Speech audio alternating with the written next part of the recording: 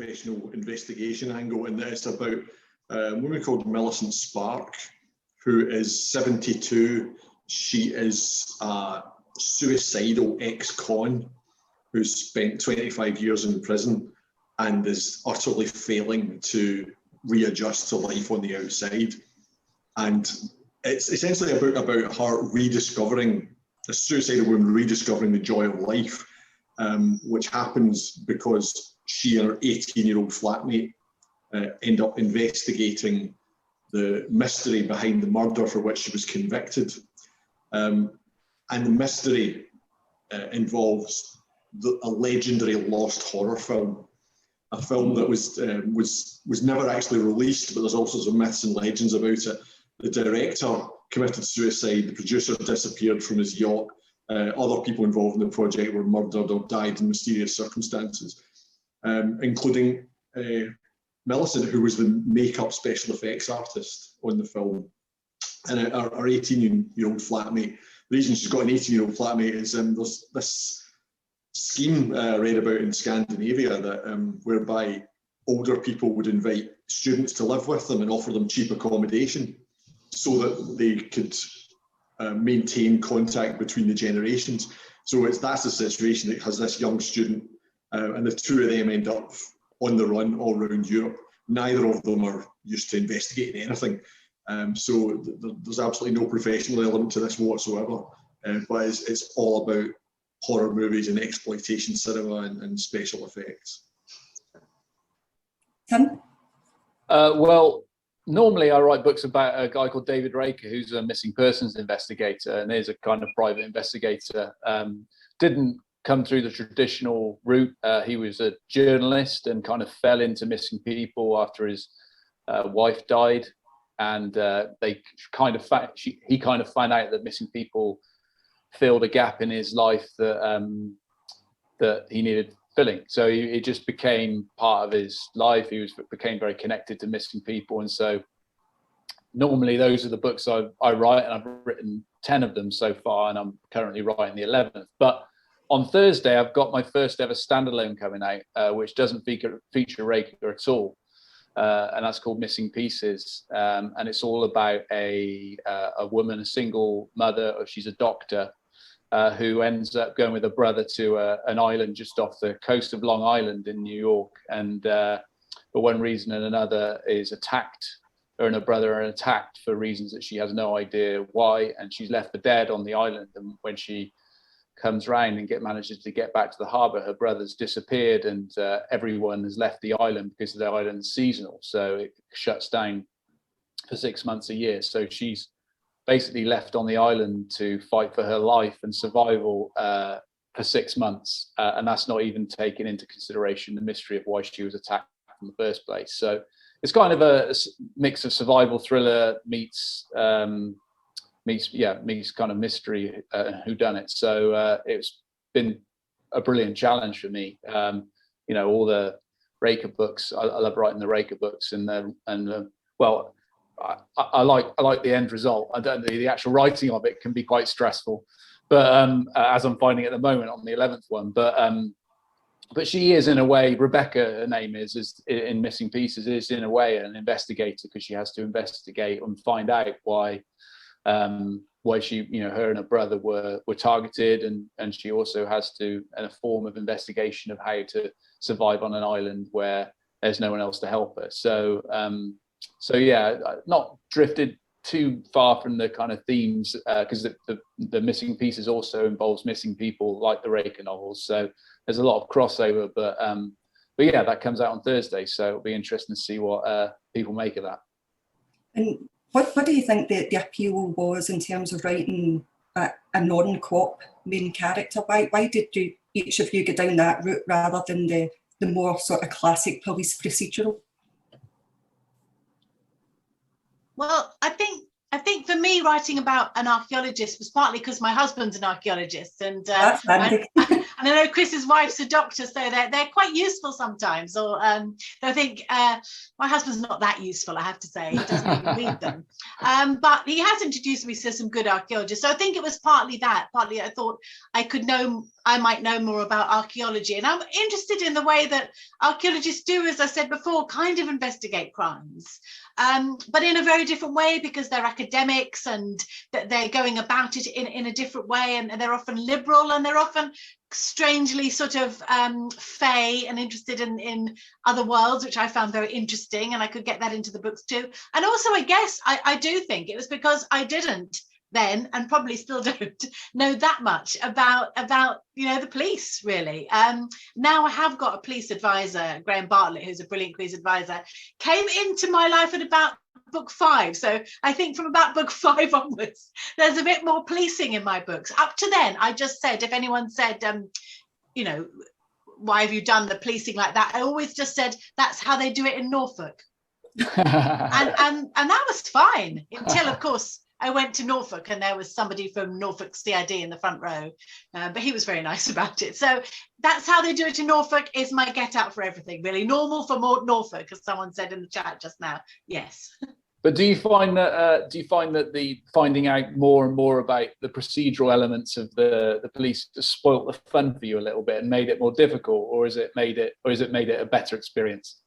I think it might have made it a better experience for the reader, but absolutely spoilt the fun for me.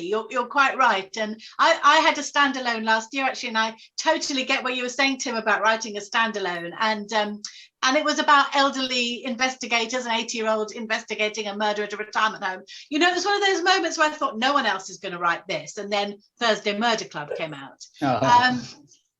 And it was great just to have there is a detective in it, but it was great just to go with like a group of mismatched investigators. Yes, but what about you? Do you do lots of research into yours?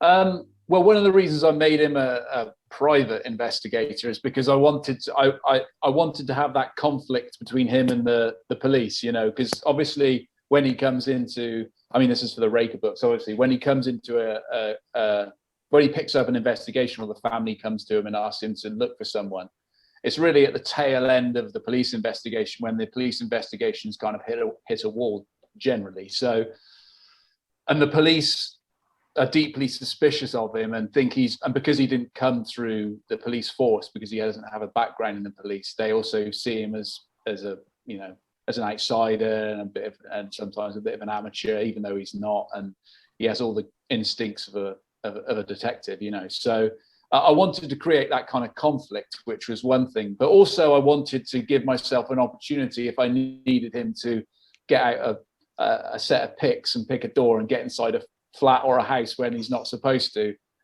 do that, rather than having to wait ages for a warrant to get signed off or something like that. So it just keeps the action kind of moving forward a little bit quicker. And also I think, you can do stuff with when they're working for themselves that you can't necessarily do when they're working as part of a big organization. Yeah, definitely the conflict. What about you, Chris? What do you? And going right back to when I first started writing the Jack Parlebane books, I realised in trying to think about this panel that I don't think I've ever actually had a police protagonist in 26 novels.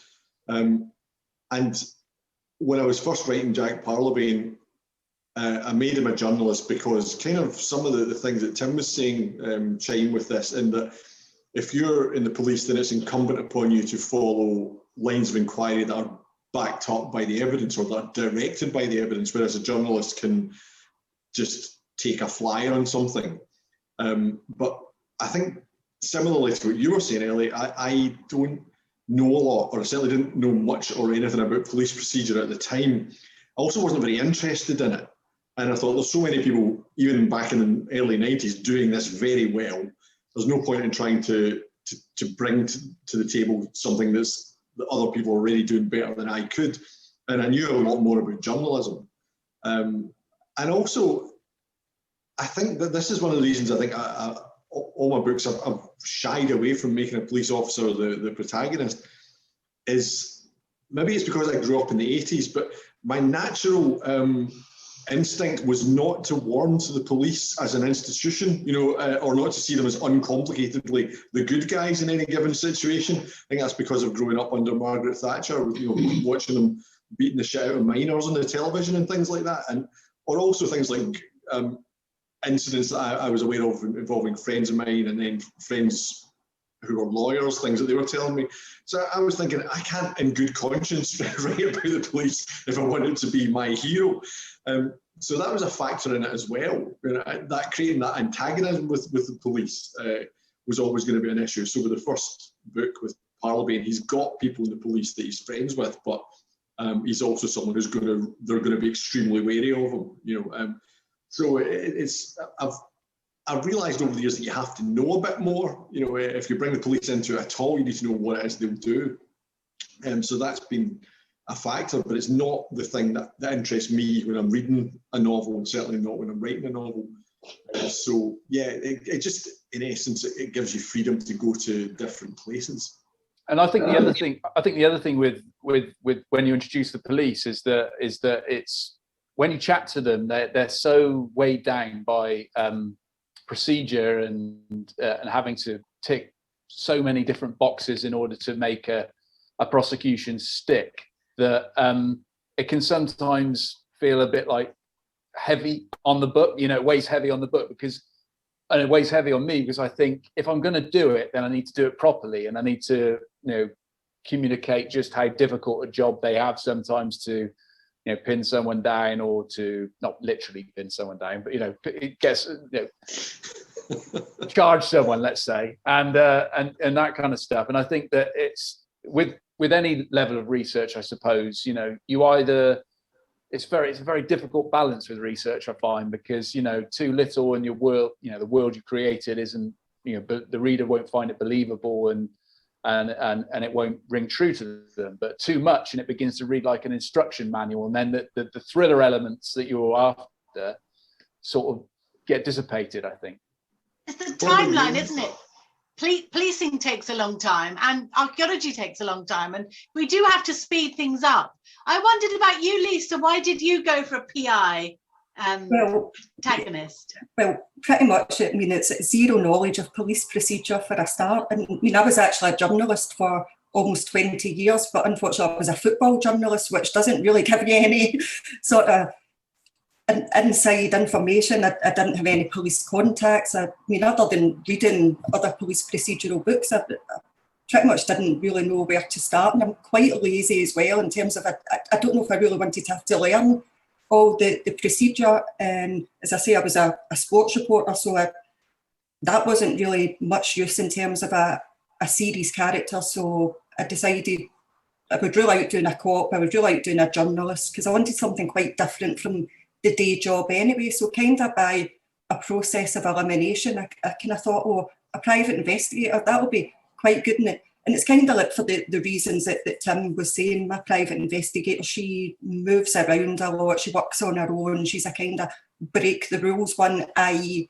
don't email me if I get something wrong, because there is an element of procedure as well, and you've got to be licensed and stuff. And my books are set in America, so like each state's got sort of different sort of, I suppose, things in terms of like the licenses and things like that. And it's only, I suppose, the more you write the series, the more you pick up on these things. But yeah, I think it was just a lack of knowledge, and I thought, yeah, a female private investigator who drives around America just doing what she wants and using the lockpick sets and breaking in and stealing information, that sounds more fun than learning the whole sort of step by step if you are part of a sort of murder investigation team. So yeah, that was kind of the reason I kind of went for a private investigator as well. I saw Chris Ewan do a talk once, and he actually picked a lock as part of his talk. Yeah, he's so cool. He's a good friend of mine, Chris, and he's very good at picking locks. So don't tell him where you live. So good. Yeah, never give him your address. Yeah.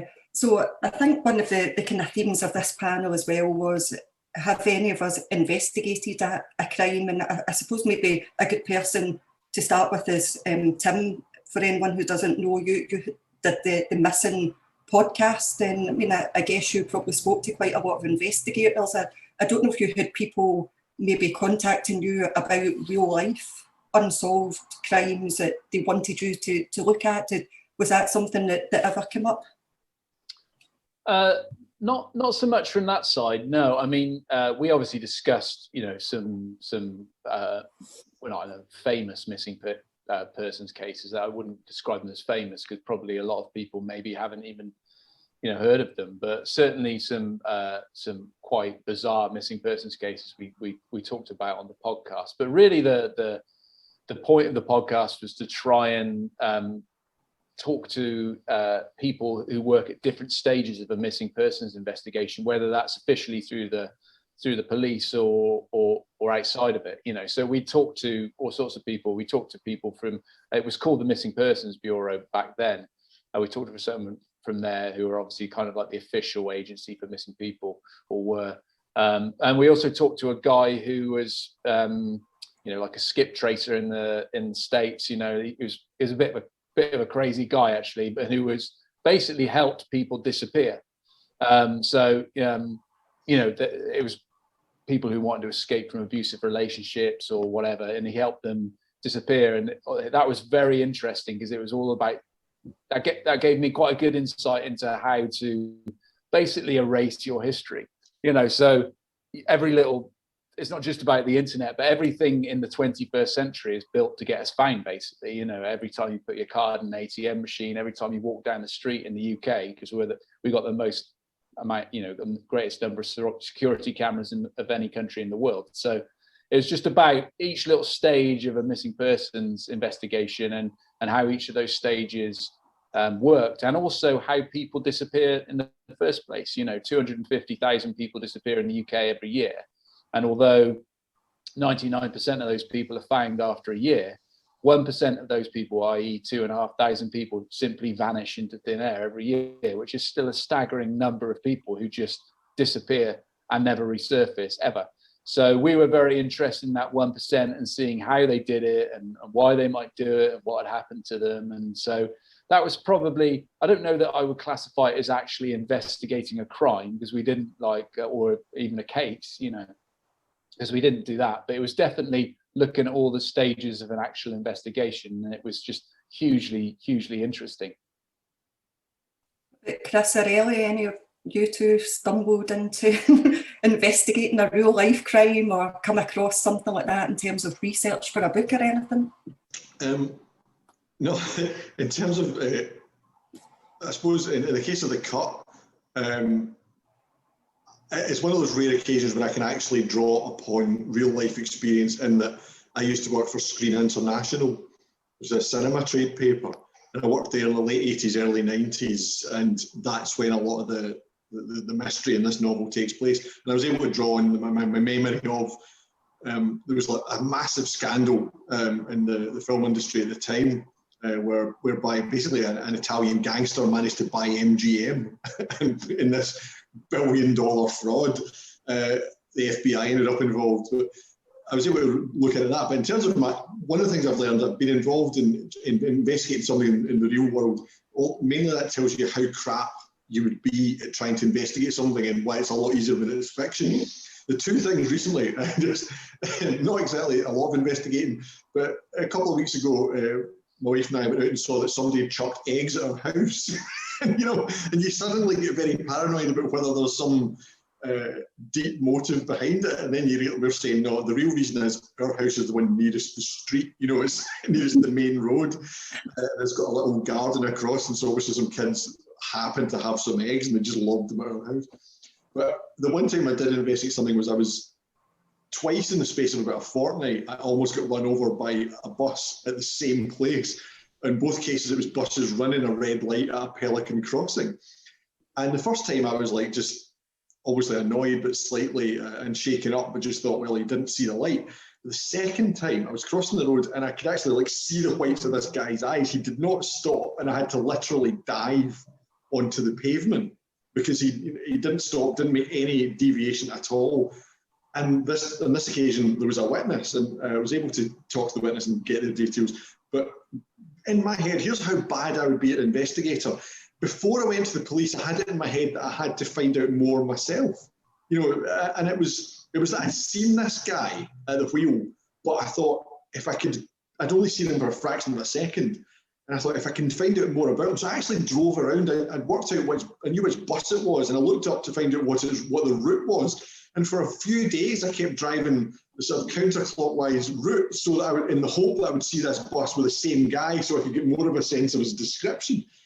And eventually, I couldn't, no matter how many times I drove around, the guy was never there. And here's how bad this is when I look at it in retrospect. My thinking was, if I can find out, if I can see this guy driving the bus again, I can tell the police it's definitely a guy that's driving that bus on this particular day. I'm thinking, yeah, but they would know which bus he was driving or who was driving the bus on the day and time that the incident took place. I did speak to the police, and the one thing I was able to tell them, because I'd never tracked the guy down again, they said, weirdly, they said, is there anybody who might actually mean you harm? And I was thinking, well, no, but also, if somebody wanted me dead, I hardly imagine they would contract a hitman bus driver. You know? I hope that they'd catch me crossing Bothwell Main Street just the right time. But the one piece of information I was able to give him was, I said, I only saw him for a moment, but I said, he looked like he slept in an ashtray, right? I said, you know, this guy looked like he smoked. You know, he went through like 2 packets of matches a day. This guy, obviously, never mind 2 packets of cigarettes. And weirdly, when the police came back to me later, they sort of laughed at that, because they said as soon as they walked out of the bus depot, they knew exactly who to talk to. And I mean, nothing really much happened, but he was formally cautioned over the fact that he'd not only run a red light, hadn't stopped. You know, obviously I hadn't been driving due care and attention, etc. But no, that was my only instance of trying to investigate. All I did was unnecessarily complicate the thing from my own perspective. But what a great description, though. I think they would remember that. You know, looked like he'd slept in an ashtray. I think that's amazing. The human fag, that's what he looked like. He was so grey and thin and gaunt. I don't think I've ever done any investigating, apart from when I was a child and with 2 friends, we lived near some sort of countryside, and we decided we were going to track some cattle rustlers once. I don't quite know why we did that. I don't even know if any cattle had been rustled. I'm sorry that my cat is now walking across the screen, so go away. So I think that was probably the only actual investigation I did. But recently, my husband's lockdown project has been restoring some old motorbikes, which I was all in favour of because it kept him happy for ages. But recently, somebody tried to break into our garage and steal them. And we did see some slightly sinister bike rustly type people walking around. And it really shocked me how bad my description was. I mean, I didn't come up with anything as good as slept in an ashtray. And between us, we couldn't even remember whether the guy had a beard or not. So I think I'd probably better stick to writing the books.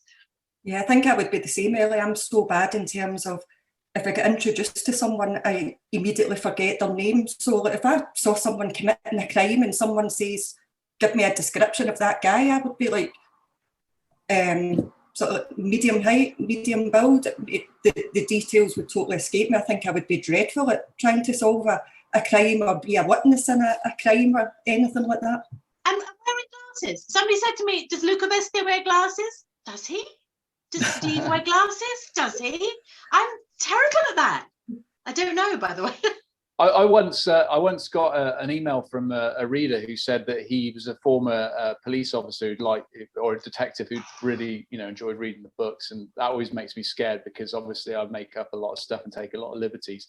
But he was actually getting in touch to say, I've got a few old cases that I'm now retired. I got no use for them. I wondered if you wanted to have a look at them and just have a. They're all from the 80s, and I thought, well, that sounds interesting. Yes, and so I met him. He drove up to Bath. He lived with me. We met for lunch, and then he handed me these cases, and I thought, this is going to be really cool. I'm going to be like one of those people who do those really important podcasts where they investigate a crime and end up solving it. And then I opened the first box, and I was just looked through like about the first 10 pages of the first file. It was literally 3 boxes, and they were all full of files. Really like this. So I read about 10 pages of the first file, and I was like, this is really dull. I don't think I'll bother with this. and just filed it away in the cupboard. So they're still in that door under the bookshelf there. So that's the kind of great investigator I'd be. Actually, that just reminded me. I went to a crime writing festival in Sweden a few years ago, and Peter James was also there. And I think because Peter was there, we were invited to go to the local police station and meet the police officers. And I've actually never forgotten it, because these two amazingly beautiful women walked in. And this was Josephine and Sophia, who were the police officers. And Sven was the detective in charge. And they all looked just amazingly. They were about 10 foot tall and blonde and beautiful. But they actually said, in the course of showing, it was me, Peter and Arne Dahl, at one point they said, well, there is a case that's been bothering us. I wonder if you could shed some light on it. And they actually showed us this live case with pictures from the scene. And do you know what? Not one of us could think of anything useful to say. Yeah, I'm just looking in the Q&A here. We've got some questions coming in already. So here's a good one. I suppose it's if we were, I guess, the criminal rather than the person trying to solve the crime. Where would you get rid of a body if you had to?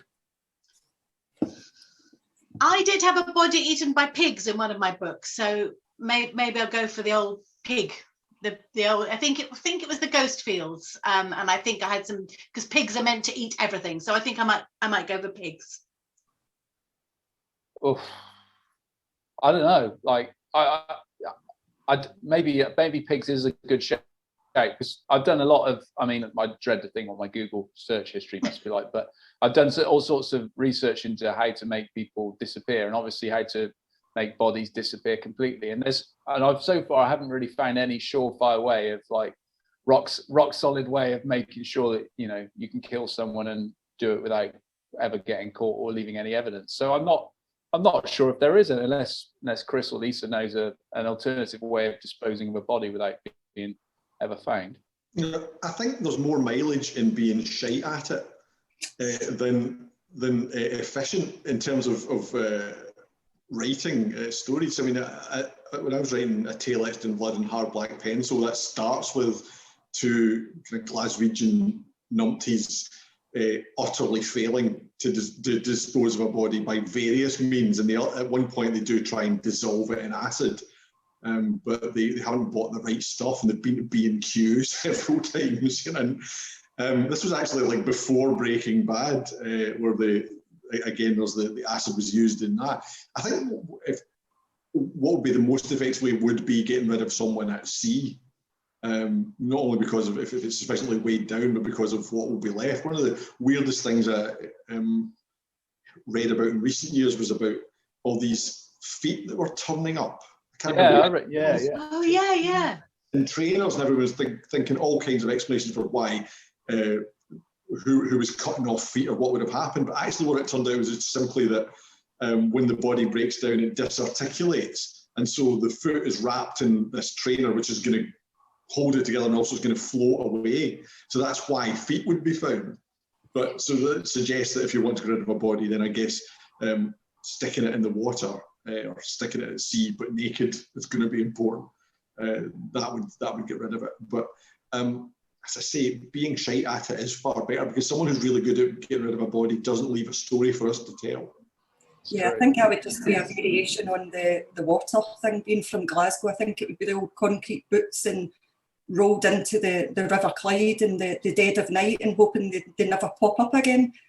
But I think even in terms of like the books that I've written, I'm not very imaginative in terms of disposing of bodies. I think most of them are just found in like motel rooms or cars or whatever. I think probably the most imaginative was in the last one. It's about women who go missing on this stretch of highway out in the Mojave Desert in California. So I suppose that's such a big place. If you just sort of found a nice secluded spot and buried someone out there, it would probably take quite a long time maybe for that one to be discovered. But I don't know if it's something I really lie awake at night and think about, to be honest. Many years ago, Frances Fifield told me this great story, which I ended up putting in a book, and I'm sure other people have put it in the book after she told it as well. But it was just about this case that she had, I think she was a QC and she'd prosecuted this case, and it was some kind of London gangsters, and they had dispose of a body by digging up a grave and burying the body beneath the coffin that was already in the grave and then covering it over again, which was utterly ingenious. But it begs the question, so why were you prosecuting it? How did they find out? It says because they thought it was such a great idea that they just told everybody down the pub. Yeah, I think not that I would be a master criminal, but not being able to keep my mouth shut about something clever would be my downfall. But something good that, because I think the only thing about bones and bodies is they do have a habit of coming to the surface. And there's a brilliant Wilkie Collins quote, something like, "Nothing in the world is hidden forever, and sand betrays the footprint that walks on it." And something really good an archaeologist told me once is that if you have nettles in your garden, that could be a sign you've got a body, because nettles only grow when there's been human activity. So it could just be somebody had a wee in your garden, but it could be a dead body. Wow. So, you know, they could all be ready to come to the surface. That thing you're saying about, you know, showing off if you came up with a really, really great, you know, way of disposing of a body, but, you know, 100% superb way. That was one thing that came up a lot in that podcast I did was people who disappeared successfully and really like had been missing for months became quite cocky about the fact that they'd managed to disappear, and so they couldn't keep their mouth shut, so they ended up telling someone about some aspect of what had happened and ended up getting them fanged, you know. So that is definitely a real thing, is that, you know,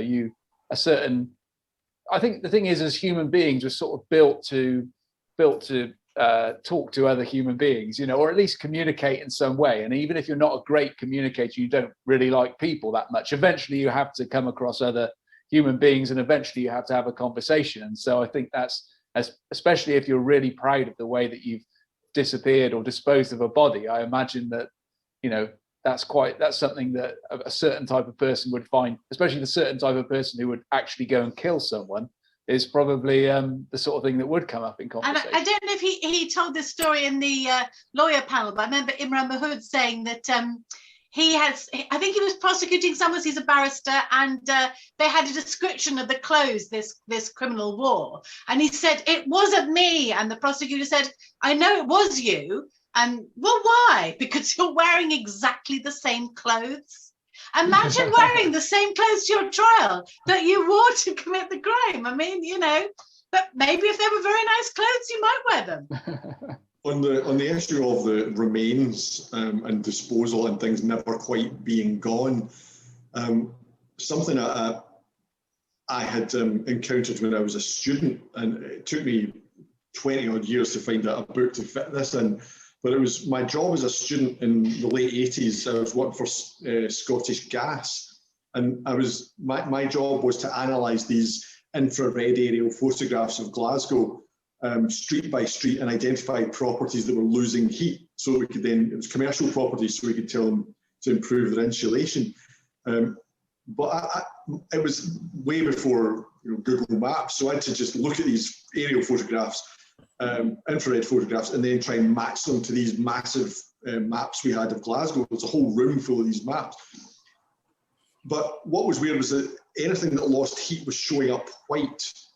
And so you'd see a property that's, you know, that wasn't well insulated in a street, it's, you know, really easy to spot. But then there would be these grids, just lots of little white lines and grids. And I think, what's that? And you get out the map and trace it and find, and it was cemeteries. And it was the bodies in the cemeteries were still giving off chemical heat. That showed up in infrared. And the really creepy thing was some of these cemeteries had been closed for like 10 and 20 years. So there hadn't even been any fresh bodies in them for a long time, but the remains were still decomposing and giving off chemical heat. And a heat signature detectable to infrared.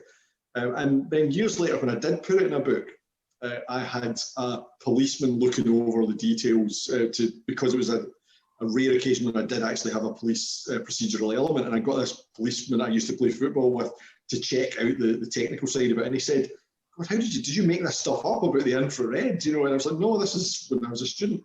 And he said, "Oh, that would be really useful if you could tell my boss a body in a field or something." And I was saying, "Yeah, but the problem is you can get an infrared photograph, and it's not, you're not going to be able to tell the difference between a dead body in a field and or just a cow, you know, from this little white line overhead.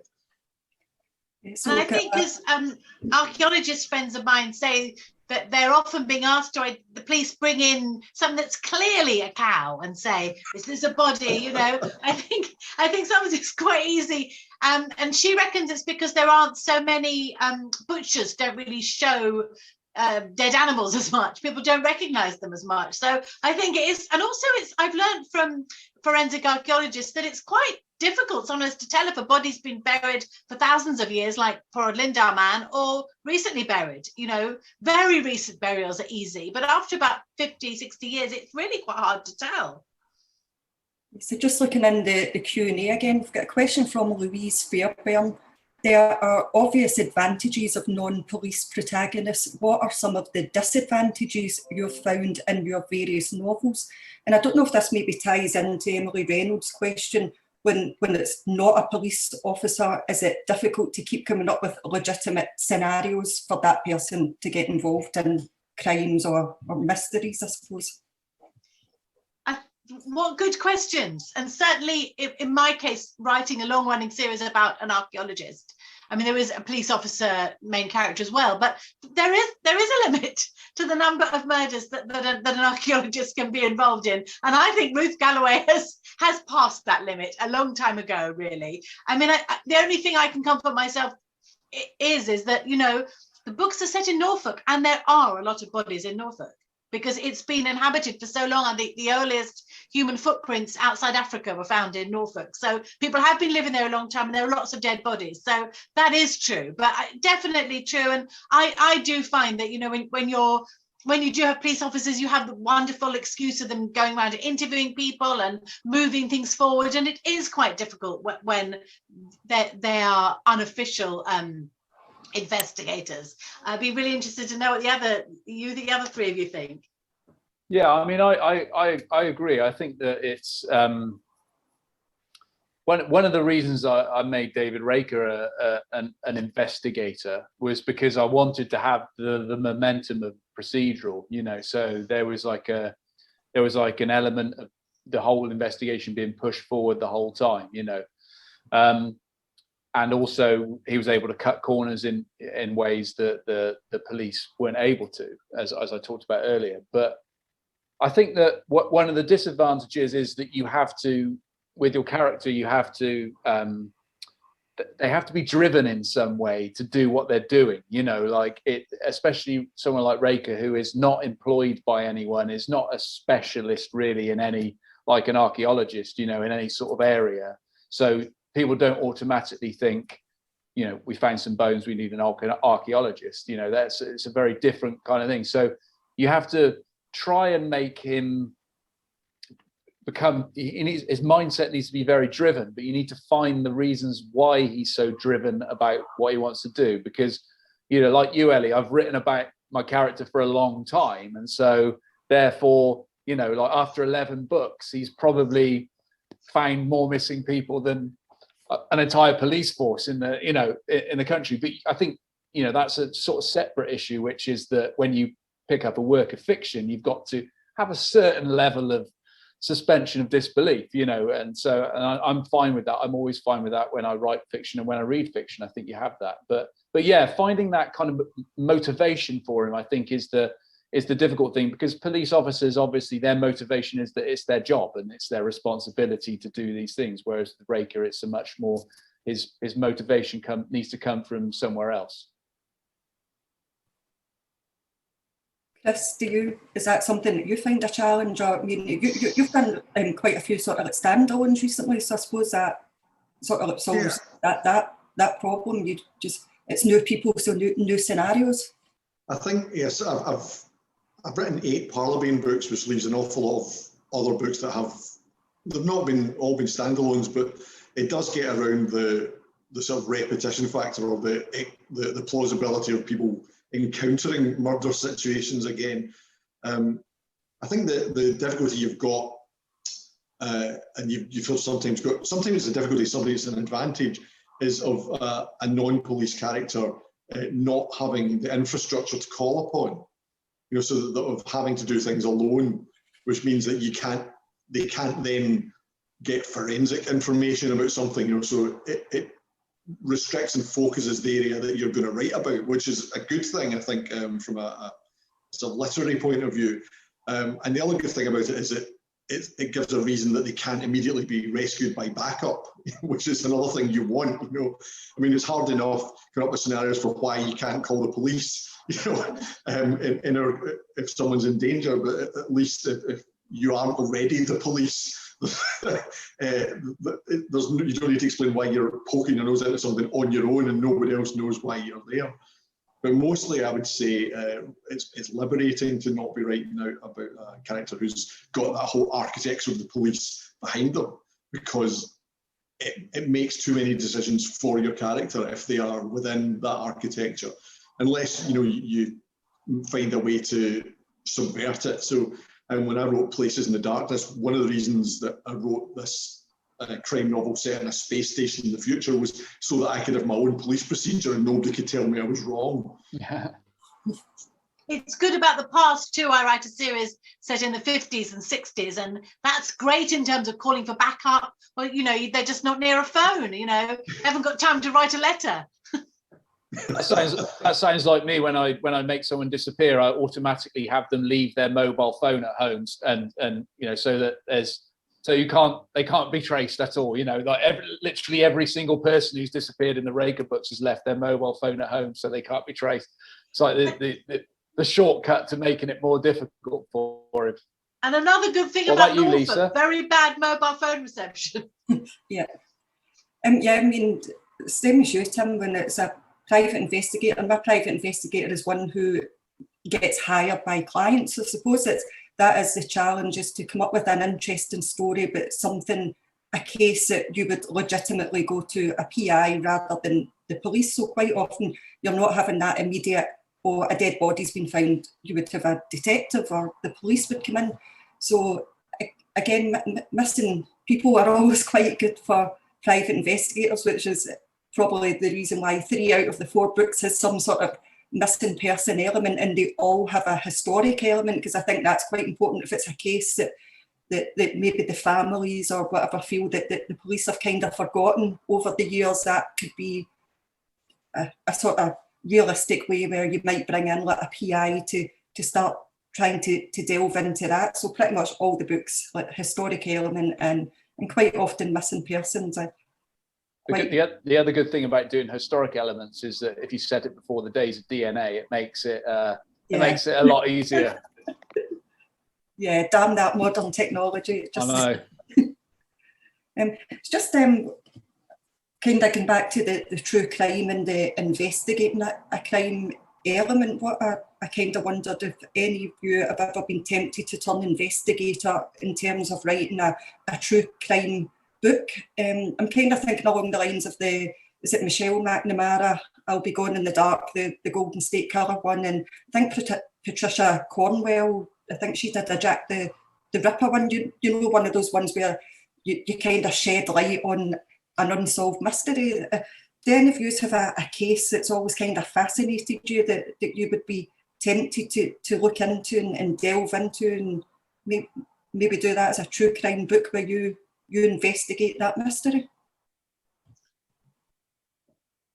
Well, I think one of the things with doing that is that it requires an insane level of research, and also, when you hit a sticky patch, you can't just make something up. So it's definitely like I imagine massively more challenging. I mean, something like I'll Be Gone in the Dark. I read the book and then I obviously watched the documentary as well, and I mean, she just went like above and beyond in everything, didn't she? I mean, she was an incredibly focused, incredibly driven, but also an insane investigator. And I think, as we've already talked about, maybe none of us are quite at that level of skill, So I think it'd be it's something I'd love to do, but I don't know if I've got the discipline to do it really. And talking about cases that really interest me, I mean, one of the cases that definitely has always loved, and that I've used as inspiration for one of my books is a local one, but it happened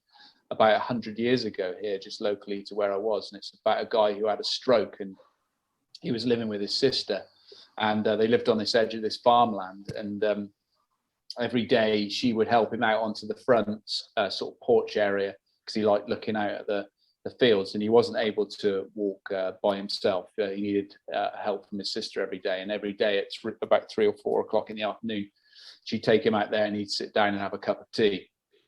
And one day she took him out, out there to help him out there, and as usual went inside to make him a drink. And then when she came back outside, he completely vanished. And this was a guy who was incapable of walking by himself, incapable of walking any distance whatsoever. And yet she looked out over the fields and he was absolutely nowhere to be seen, and no one ever found him again. So that's always a case that's fascinated me, because I always think, where could he have gone? Because they were in the middle of nowhere. And I used that as inspiration for my 5th book. And so, yeah, I'd love to look into that. But I don't know where you'd even start with something like that, because not only is the case old, but there's no witnesses around or no one even around who was remotely involved in it. That's very fascinating. I can see why that. I just read a very good true crime book based on a real case, and it's called We Keep the Dead Close. Have any of you read that? By Becky Cooper, and it's about a true crime, a murder that happened at Harvard.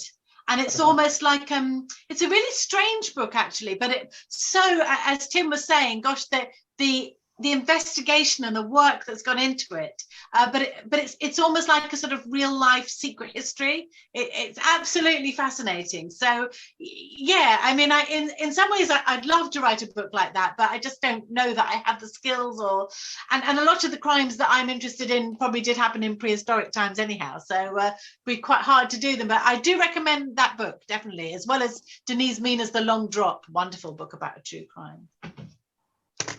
I feel like it's not just discipline. I think it goes against my natural instinct, because as soon as you get given even some piece of true information, to me, I'm always looking for the story and where can I take the story? And I think that would be the case for all of us.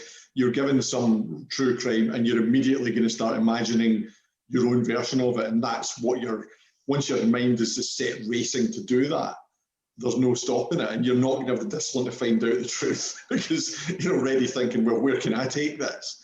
I mean, I ended up, it doesn't take much, just any kind of little nugget is enough to set things running. So when I wrote a trilogy of books about a private investigator, Jasmine Sharp, and that came about because a friend of mine who I hadn't seen in a while, and I was asking what he was doing for a living these days, and he said, I'm a private investigator.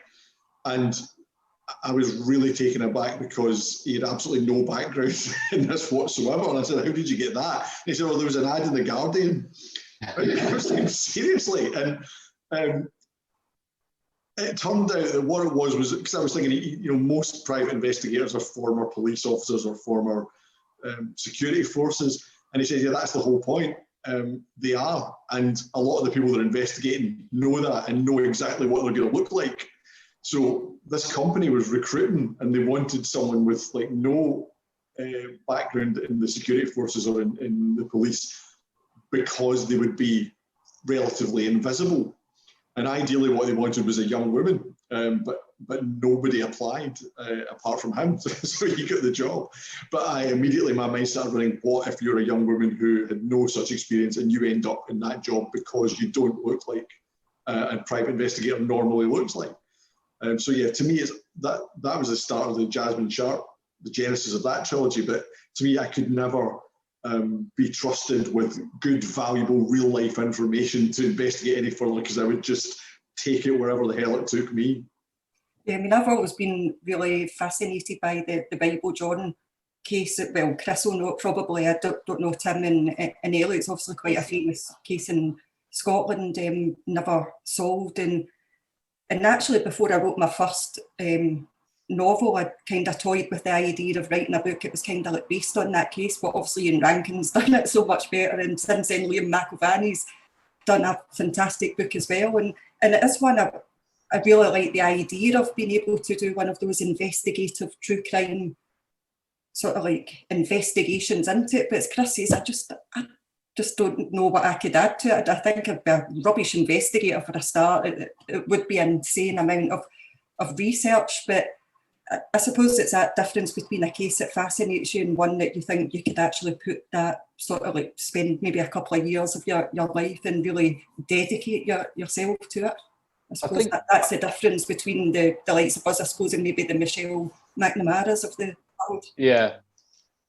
And I think the thing is with it is that it's, you read and watch some true crime, and it has the kind of elements of a thriller, and in it even, I mean, I don't know if anyone here has watched the documentary series The Jinx, but it's incredible. It's got an absolutely incredible last episode which is straight out of like a twisty thriller with a knockout ending.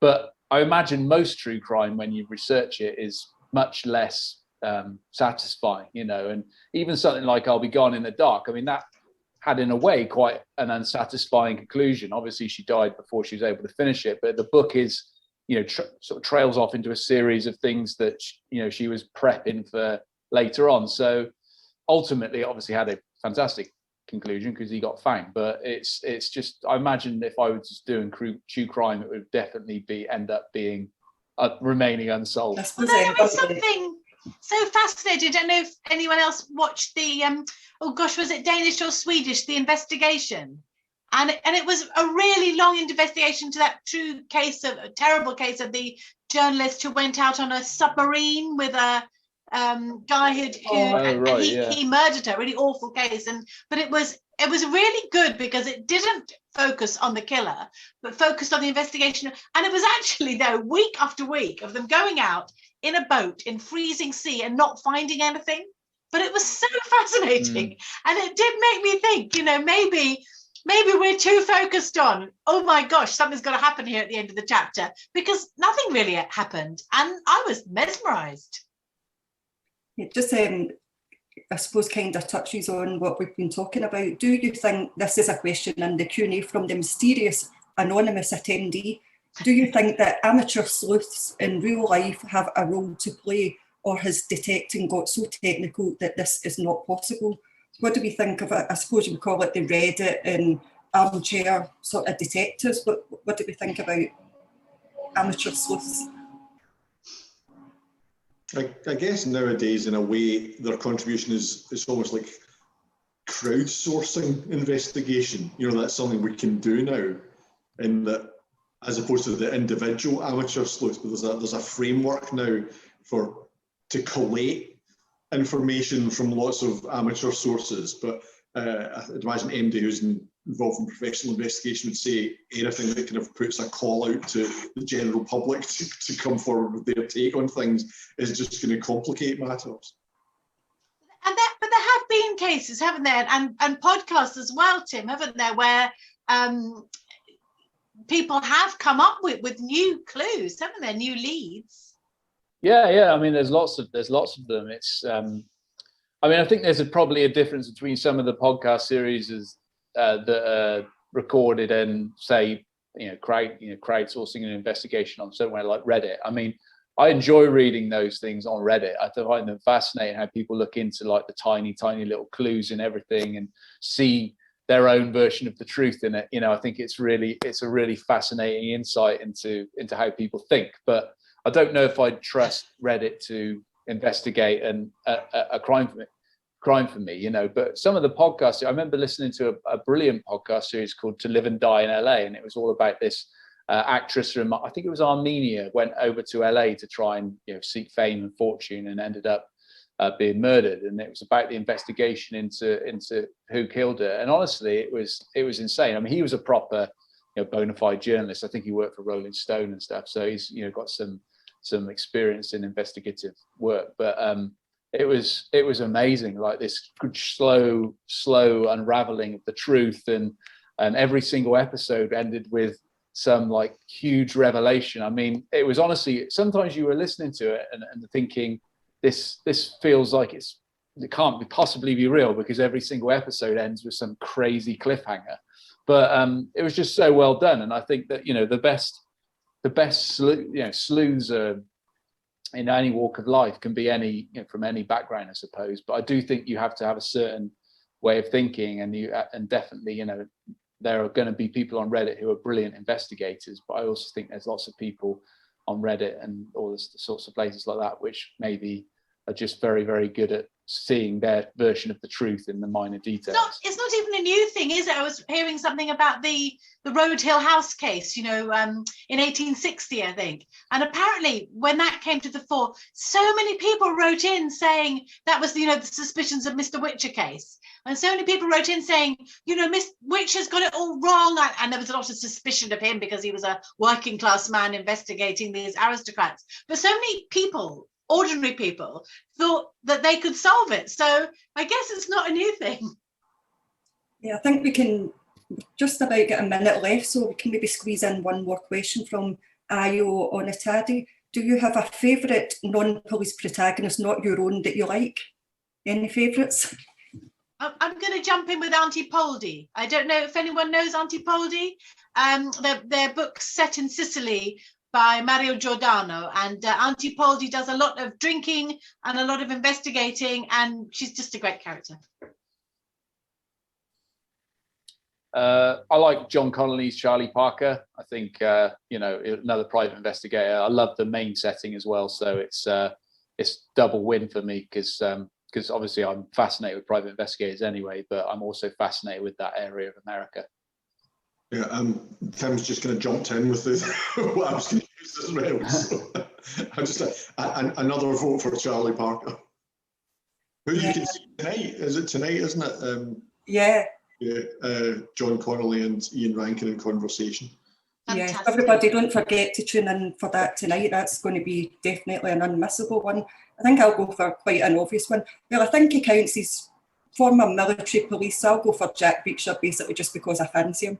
So that's a good enough reason. So I think that's us pretty much done. So I think it's just time for me to say thanks to Tim and Elly and Chris for being such fantastic panellists. That was really interesting discussion. Thanks to Stephen and Luca for putting on a brilliant festival. I've managed to catch quite a lot of it this weekend, and obviously raising loads of money for a great cause with the Trussell Trust food banks. And thanks to everybody that's tuned in and watched and put some comments in the chat and questions in the Q&A. It's just that the others absolutely flown in, so apologies for not getting through all of the questions there. And don't forget, if you want to buy the books, which I'm sure you will because they all sound fantastic, 30% off at Waterstones. All the details will be in the chat, just kind of round about here. So thanks again, everyone. Thank you. Thanks, Lisa. Thank you very much. Thank you, Lisa.